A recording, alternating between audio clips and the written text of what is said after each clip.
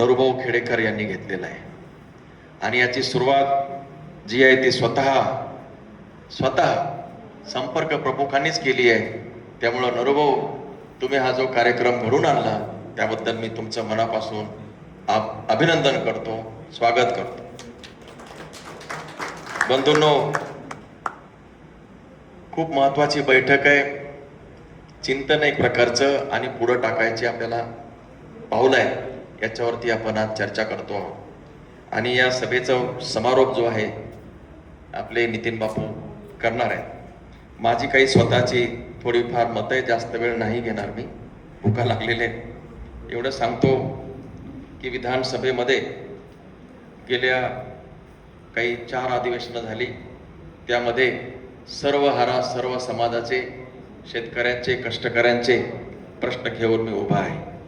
आणि विधानसभेमध्ये नितीन बापू असतील, आम्ही फक्त 20 आमदार आहोत, परंतु सरकारला जर भीती आज कोणाची असेल तर फक्त शिवसेना या पक्षाची आणि त्यांच्या आमदारांची. आज जर तुम्ही स्वतः विचारा, भारतीय जनता पक्षाचं जे सरकार आहे, आघाड्या जरी त्यांच्या असल्या तरी ते त्यांच्या आघाड्याला जुमानायला तयार नाही.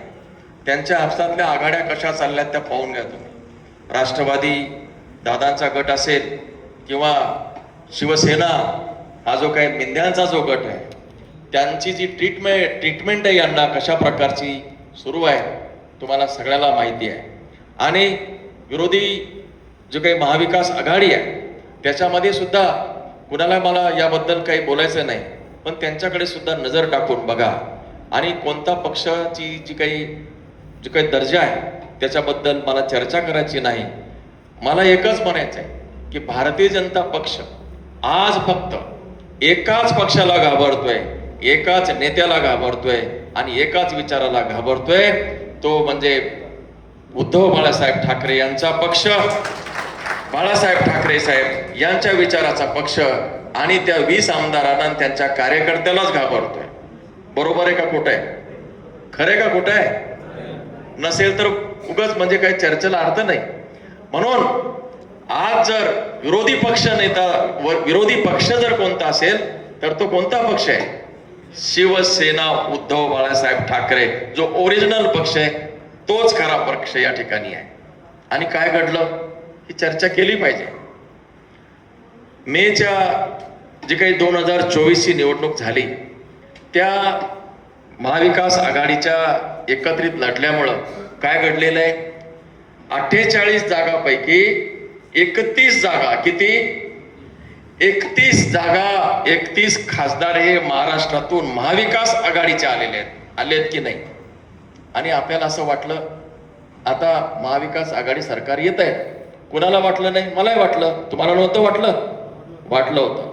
आपल्याला सगळ्याला वाटलं महाविकास आघाडीचं सरकार येणार, कारण महाविकास आघाडीचे 31 खासदार जर आले तर त्याच्या रेशोमध्ये 2/3 पेक्षा जास्त जे काही मतदान आहे ते महाविकास आघाडीचं सरकार घेणार आहे, अशी सगळ्यांची धारणा होती, भावना होती आणि आपण हेच बोलत होतो. परंतु काय घडलं? आपली अक्षरशः वाताहत झाली, पानिपत झालं असं पण म्हणतो. याचं कारण काय? याचं कारण आहे आपण हरलो त्याच्याबद्दल नाही, तर जो काही भारतीय जनता पक्ष आणि त्यांचा जो पक्ष यांनी मे नंतर जे काही विचार केला, मंथन केला, चर्चा केली आणि नियोजन केलं, जे आहे जे यश आहे, आपलं अपयश आलं याच्याबद्दल चिंता करू नका. त्यांनी त्याच्यावरती जी काही चर्चा केली, विचार केलं, नियोजन केलं, त्या नियोजनाचं, त्या चर्चेचं ते यश आहे. आणि त्यानंतर जो काही चमत्कार झालेला आहे, मग त्याने ठीक आहे महिलांसाठीची लाडकी बहीण योजना आणली असेल, पैसा लावला असतील, बाकीच्या काही ज्या ट्रिक्स आहेत, सगळ्या निवडणुकीच्या जे काही गिमिक्स आहेत तुम्हाला सगळ्यांना माहिती, ते केले असतील.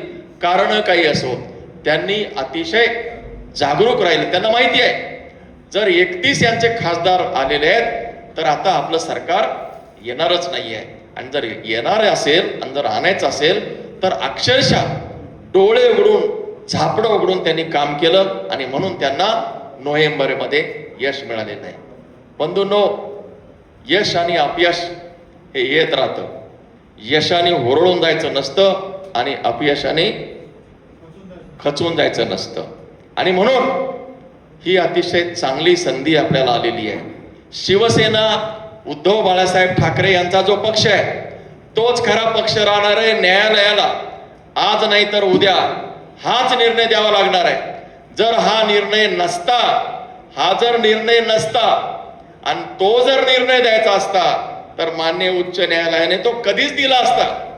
तो निर्णय देता येत नाही म्हणून हे पुढे पुढे चाललेले आहे. म्हणून आज नाही तर उद्या शिवसेना उद्धव बाळासाहेब ठाकरे हाच खरा शिवसेनेचा पक्ष आहे हे आज नाही तर उद्या आपल्याला बघायला मिळणार आहे. माननीय न्यायालयाला सुद्धा तो निर्णय द्यावा लागणार आहे. आणि म्हणून ही जे काही वेगवेगळ्या कारणानं ती केस पुढे ढकलण्याचे जे कार्यक्रम चालले आहेत हे आपल्याला सगळ्याला समजतंय, सगळ्यांना कळतंय.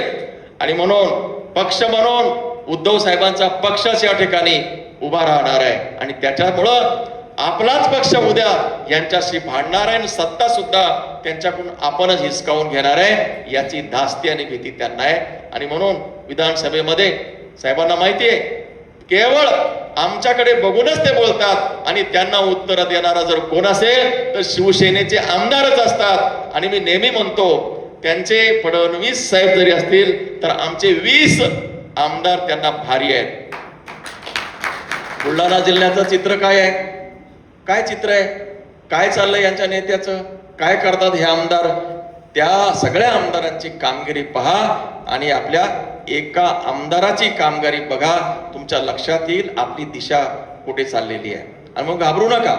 आपल्याकडे नितीन बापू सारखा आदर्श आपल्याकडे आहे. शिवसेनेमध्ये एकनिष्ठ कसं राहायचं हे संजय राऊत यांनी जरी मुंबईमध्ये दाखवून दिलं असलं तरी आपल्या शेजारच्या नितीन बापूंनी आपल्या डोळ्यामध्ये सगळ्यांच्या अंगण घातलेले आहेत जणजणीत. एकनिष्ठता म्हणजे काय असते आणि पक्षनिष्ठा म्हणजे काय असते अशी माणसं आपल्याकडे आहेत. आणि आता लोकसभेचे निवडणुका होऊन 2 वर्ष झालेत. 2 वर्ष झालं ना, 3 वर्ष राहिलेत फक्त. किती? 3 वर्ष. आमदारकीच्या निवडणुका होऊन 1.5 वर्ष झालेत. राहिले किती? 3.5 वर्ष. ज्याला जायचं होतं ते गेलेले आहेत, ज्याला ज्या कारणासाठी जायचं होतं ते पण गेलेले आहेत. आणि म्हणून आता जे जाणारे आहेत, जे कावळे जे आहेत ते सगळे त्या ठिकाणी निघून गेलेले आहेत. त्या कावळ्यांची तिकडे भरपूर रेलचेल झालेली आहे, गर्दी झालेली आहे. आणि त्यांच्यामध्येच काय काय चाललंय हे आपण पाहतोय. चिखलीचं वातावरण असेल, बुलढाण्याचं वातावरण असेल, ही जी चर्चा चालली आहे मीडियामध्ये, ही मीडियामधली जी चर्चा ऐकून आपल्याला हसायला येतं. अरे तुम्ही कुठल्या विषयावरती चर्चा करता, कोणते विषय तुमचे आहेत. आणि म्हणून हे जे चाललंय यांचं असंच चालू द्या. हे जे मिंद्यांचं जे काय चाललेलं असतं ना, माझ्याही मतदारसंघामध्ये काहीतरी भानगडी करून कुठला तरी वाद उकरून काढून ते प्रयत्न करतात ना, पण आम्हाला आपल्याला एनर्जी ठेवायची. ही एनर्जी कुठे वेस्ट करायची नाही. प्रॉपर ठिकाणी या एनर्जीचा योग्य वापर करायचा आहे. आणि आपण सगळ्यांनी आता तयारी ठेवायची की येणारी जी काही 3 वर्ष आहेत आपल्यासाठी, 3 वर्ष, फक्त 3च वर्ष, 3 वर्ष फार नाही आहेत. 1.5 वर्ष पाहता पाहता 2 वर्ष यांचं निघून गेलंय, कळलेलं नाही. आणि म्हणून हा जो कार्यक्रम दिलाय नरोभाऊ, खरंच मी पक्षाचं आज जाहीर या ठिकाणी आभार मानतो. इतका चांगला कार्यक्रम पक्षाने यापूर्वी जर दिला असता आपली वेळच आली नसती. आणि म्हणून हा कार्यक्रम, याच्या ज्या नोट्स आहेत त्या सगळ्यांना तुम्हाला मला वाटतं द्यायच्या आहेत आम्हाला. त्या नोट्स एकदा वाचा. आणि हा कार्यक्रम काय आहे? हा कार्यक्रम असा आहे की 2026 23 जानेवारी या रोजी स्वर्गीय बाळासाहेब ठाकरे साहेबांची जी काही जयंती सुरू होते ते 1 वर्ष म्हणजे 23 जानेवारी 2027. माझी अशी इच्छा आहे की 2026 आणि 2027 या 2 वर्षाच्या कार्यकाळामध्ये, जानेवारी नंतर आपण वाढवून घेऊ, हे 2 वर्ष जे आहेत आपण पक्ष बांधणीसाठी, आपल्या पक्षाची भूमिका, आपल्या पक्षाची उंची लोकांमध्ये नेण्यासाठी आपल्याला पुरेसा आहे, अतिशय चांगला आहे. आणि हे करण्यासाठी मी शासनात काम केलेलं आहे. ऐका जरा थोडंसं, गडबड नका. मी शासनात काम केलेलं आहे आणि त्याची मला माहिती आहे. जर का आपले शासनाचा GR ज्याला म्हणतो ना, GR गव्हर्नमेंट रेझोल्युशन, शासन निर्णय आपण ज्याला म्हणतो, शासन निर्णयातल्या सूचना व्यवस्थित असतील आणि त्या जर क्षेत्रीय स्तरापर्यंत पोहोचल्या तर त्याची अंमलबजावणी चांगली होते. आता हा जो GR आहे एक प्रकारचा कार्यक्रमांचा GR आहे, चल भाऊ, हा याला आपण टाइमलाईन देऊ आणि याचं नियोजन करण्याचं काम मी स्वतःच हाती घेतो. मी तुम्हाला याच्यामध्ये मदत करतो आणि प्रत्येक तालुक्याने काय करायचं, कोणते कार्यक्रम आयोजित करायचे, युवकांनी काय करायचं, महिला वर्गाने काय करायचं. आता युवा वर्ग आहे, कुठे आहे आपल्याकडे युवा वर्ग? तो कुठे आहे? शाळेत आहे, कॉलेजेसमध्ये आहे, बेरोजगार अवस्थेमध्ये. त्यांना आपल्याला प्रोग्राम द्यायचा आहे. याच्यात मध्ये आलेले आहेत, काही आलेत ते प्रोग्राम घेऊ, नाही आलेत तर आपण टाकू. युवकांना यांनी काय दिलं? वादविवाद स्पर्धा. कुठल्या वादविवाद स्पर्धा? आंतर महाविद्यालयीन स्पर्धा. त्याला बक्षीस द्या, त्याला ट्रॉफी देऊ, त्याचे कुठल्या तरी महाविद्यालय त्याच्यामध्ये आपण ठरवू, विषय देऊ, बक्षीस देऊ, चर्चा होत राहतील. विषय काय द्यायचा? विषय असं म्हणू शकतो की भारतीय जनता पक्षाचं जे काही सरकार आहे ह्याच्यामुळे भ्रष्टाचार वाढतो, योग्य आहे का नाही? विषय अनेक आहेत, अनेक विषय आहेत. भ्रष्टाचाराने राज्य पोखरत चाललेलं आहे, खरंय की खोटं आहे, योग्य आहे? अहो अनेक विषय आहेत ना. हे विषय जे आहेत धर्माच्या आडून राजकारणाची ही कडी म्हणजे घेत आहेत, असे अनेक विषय आपल्याला देत आहेत. म्हणजे महाविद्यालय विद्यार्थ्यांसाठी प्रश्न द्यायचे, महिलांना आपल्याला कार्यक्रम द्यायचे, शेतकऱ्यांचे प्रश्न आपल्याला घेऊन घ्यायचे, महापुरुषांच्या जयंत्या आहेत. खूप चांगली गोष्ट केलेली आहे. एका वर्षभरामध्ये अनेक जयंत्या आहेत. जयंती महोत्सव म्हणजे काय? त्या महापुरुषाला त्याची हे करत असताना, त्यांचं स्मरण करत असताना इतर लोकांना घेऊन त्या समुदायाशी आपल्याला रिलेट व्हायचं असते. बाबासाहेब आंबेडकरांच्या जयंतीमध्ये आपण साजरं व्हायचं म्हणजे काय करायचं? बाबासाहेबांना नतमस्तक व्हायचं म्हणजे आपण काय करायचं? जो बौद्ध समाज आहे, आंबेडकरी समाज, जो आंबेडकर समाजाला, जो काही विचाराला, जो काही मानणारा समाज आहे, त्या समाजाशी आपण काय होतो? रिलेट होतो, त्याच्यामध्ये आपण मिक्सअप होतो. सेवालाल महाराजांची जयंती आपल्याला साजरी करायची म्हणजे काय? सेवालाल महाराजांच्या आदरांजली करत असताना त्या समूह जो घटक त्यांना जास्त फॉलो करतो, त्या समूहाशी आपल्याला रिलेट व्हायचंय.